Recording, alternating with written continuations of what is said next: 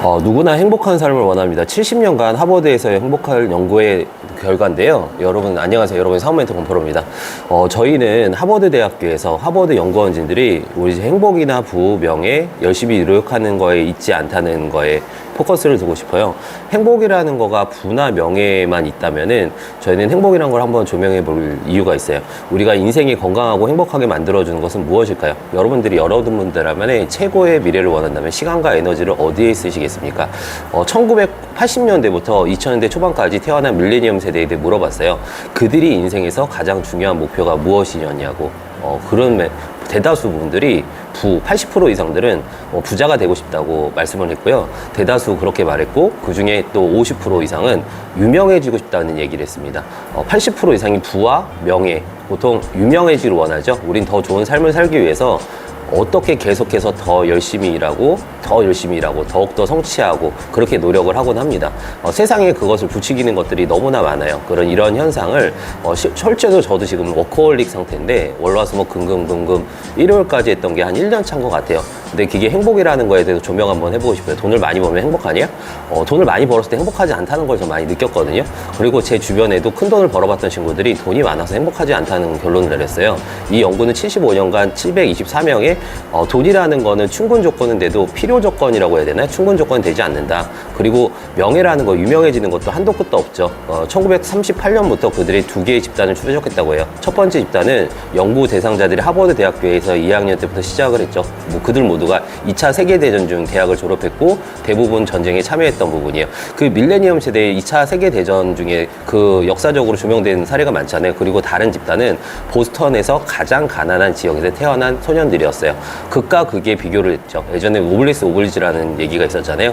그 당시에 그들의 연구 대상을 선택한 이유는 1930년대부터 불우한 가정에서 태어났기 때문이라는 거예요. 그들 중 대부분은 온수도 냉수도 제대로 나오지 않는 환경에서 빈민가에 살았습니다. 실제로 지금 환경에서 그렇게 좀 드물잖아요. 우리나라 한국 사회도 마찬가지고요. 연구진들이 설문지를 보내는 게 아니라 연구 대상을 찾아가서 인터뷰도 하고 주치의로부터 의료 기록도 받기도 했습니다. 보통 피를 뽑고 뇌를 촬영을 했어요. 뇌의 그 활용 있죠. 보통 정말 다양한 방법으로 그들의 생활을 면밀히 추적해 봤습니다. 이렇게 75년간 자그마치 75년간에 쌓아온 수많은 페이지의 인생의 데이터를 통해서 우리가 배운 것은 무엇일까요? 하버드대에서 하버드 연구진들이 75년 동안 오랜 시간을 연구했어요. 그들은 바로 인생의 행복이 부나 명예나 열심히 노력하는 데 있지 않다는 거예요.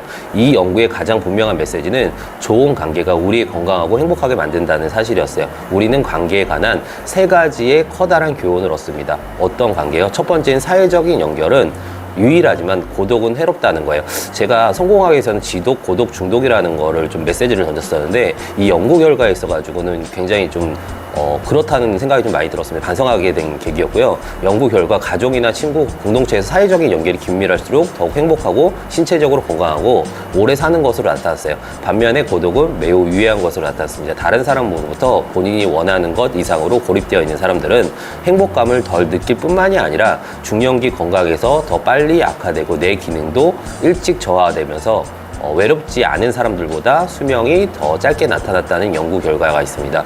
우리는 주변 사람들과 아무리 많아도 고독할 수 있어요. 예를 들어 평일 속의 빈곤이라고 하잖아요. 연예인들이 주변에 많은 사람들이 있지만은 그 고독한 부분, 결혼을 해서도 고독할 수 있습니다. 그래서 중요한 거는 두 번째 교훈은 행복은 친구가 얼마나 많은가가 아니라 알고 있는 지인들과 얼마나 많은가가 아니라 관계의 질이 무엇보다 중요하다는 결론입니다.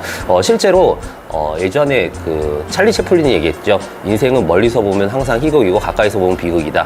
실제로 내면에 들어가면은 그게 풍요롭지 못한 관계 속에서 갈등 속에서 우리는 아주 몸에 해롭다는 거예요. 예를 들어서 행복하지 않은 가정들도 분명히 있습니다. 예정 없이 갈등만 자는 결혼은 어차피 이혼보다는 더 건강에 해로울 수 있습니다. 반면에 바람직하고 따뜻한 관계는 건강을 지켜준다는 통계가 있어요. 50대의 관계에 대한 만족도가 높았던 사람들은 80세에 가장 건강에 있습니다. 실제로 50대가 넘어가고 60대, 70대가 80대가 넘어가면은 성적인 에로스적인 결혼 관계는 유지하기 힘들잖아요. 그런데 그 둘만의 신뢰나 깊은 신뢰가 있다는 부분에서는 바람직하고 친밀한 인간관계가 나이 먹는 고통의 완충제 역할을 해줬다는 거예요. 나이가 먹는다는 건 한편에 고통스러운 부분도 있거든요. 가장 배우자 만족도가 높았던 남녀 80대의 대상으로 설문을 해본 결과 그들의 신체적으로 고통이 심한 날에도 마음은 행복하다고 답했어요. 하지만 불행한 관계를 맺고 있었던 사람들은 신체적인 고통이 심한 날에는 그 고통이 감정적인 고통에 의해서 더욱 극대화된다고 말했던 부분이 통계적인 부분이에요. 그리고 세 번째 교훈은 좋은 관계는 우리의 몸뿐만이 아니라 우리의 뇌를 보호해준다는 사실이었습니다. 몸과 뇌는 연결되어 있다는 건 아시죠? 그리고 뇌를 활성화시키려면 운동을 해야 된다는 것도 알고 있을 거고요. 연구 결과에 따르면은 애착으로 단단하게 연결된 80대 부부들은 그렇지 않은 80대보다 더 건강했어요. 자신이 힘들 때마다 배우자가 의지가 되어줄 거라는 여기던 사람들은 그렇지 않은 사람들보다 기억력이 더 오래 갔다고 통계적인 얘기를 하고 있습니다. 저희는 반면에 관계를 맺고 있는 상대방의 의지가 되지 않는다는 그런 느낌을 가졌던 사람, 그렇게 사람들은 훨씬 더 빠른 기억력 감퇴를 보였습니다. 저희는 착각하면 안 되는 이 좋은 관계라는 것을 항상 원만한 관계를 뜻하진 않아요. 인간이라는 거는 갈등의 연속이에요. 갈등이라는 건 한자로 뜨시면은 칡과 나무의 뜻이거든요. 연결돼 있기 때문에 갈등을 겪는 거예요. 근데 그 갈등을 바람직하고 합리적으로 풀어나갈 수 있는 실제로 그 80대 부부들이 여전히 힘든 일이 있을 때 서로 의지가 되었지만은 싸우기도 많이 했다고 합니다. 그들의 다툼은 그들의 기억력에 큰 타격을 주지 않았어요. 그 싸움의 내면 깊숙하게는 서로에 대한 신뢰가 있다는 거예요. 친밀하고 좋은 관계가 건강하고 행복하는 좋은 메시지를 옛날부터 내려오던 이야기예요. 근데 왜 이렇게 깨닫기 어려울까요? 왜 우리는 자꾸만 이 간단한 사실을 잊게 될까요? 우리는 인간이기 때문이에요. 인간은 망각한 동물이고 인간은 빠른 해결책을 너무나도 좋아합니다. 그리고 깊게 들어가는 걸 좋아하지 않아요. 즉시 손에 넣을 수 있는 것을 원하고요. 우리의 삶은 계속해서 행복하게 만들어줄 도파민이 필요해요.